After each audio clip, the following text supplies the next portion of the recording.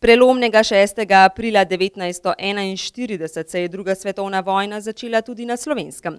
Najprej so na naše ozemlje vkorakali Nemci, nato še Italijani in Madžari. Nemška vojska je zasedla Gorenjsko, Štajersko, del Prekmurja in del Dolenjske. Prvi vrh je bil na Rote pa Draškože pol in potem ofenziva Enziance pa pol skoraj po celem Gorenjskem.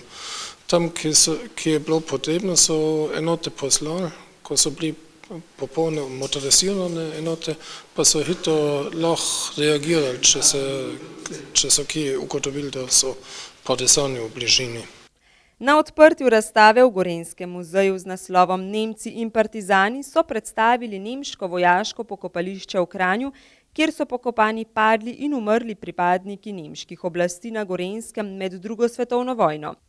Posebno pozornost so posvetili še prikazu spopadov Cankarjevega bataljona, ofenzivi Encijan poleti 1942 ter pomembnejšim spopadom na Gorenjskem in okupatorskemu ter revolucionarnemu terorju.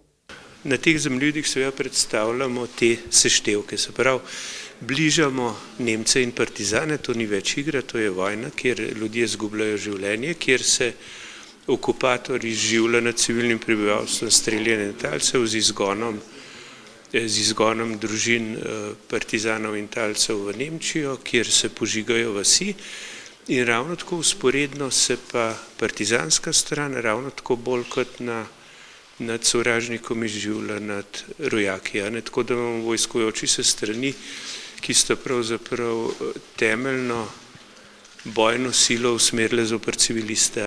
Na Slovenskem so padle Nemce pokopali le na 3 mestih, eno izmed njih je bilo tudi v Kranju.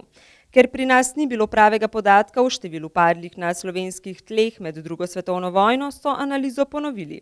Na nemškem vojaškem pokopališču v Kranju je po novi analizi pokopanih 1210 pripadnikov nemških enot in okupacijskih oblasti, ki so padli ali umrli med drugo svetovno vojno. To je narejena rekonstrukcija bila točno za vsakega pokopanega, se točno ve, kje je pokopan.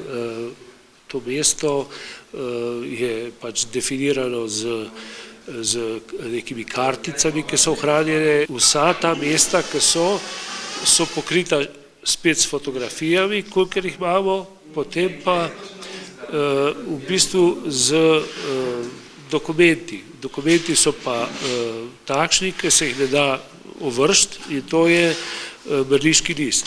Za vse te ljudi so bili napisani mrliški listi v mrliških knjigah in pač potrjujejo to razporeditev in vse ujema. Slovenci smo med drugo svetovno vojno izgubili veliko več žrtev, kot jih je nemška vojska, okrog 13.000. V prihodnosti želijo s ponovno analizo prešteti tudi padle partizane, predvsem pa želijo z razstavo predstaviti vojno kot katastrofo in opozoriti na vsa grozodejstva, ki so se dogajala in ki se v prihodnje ne bi smela več.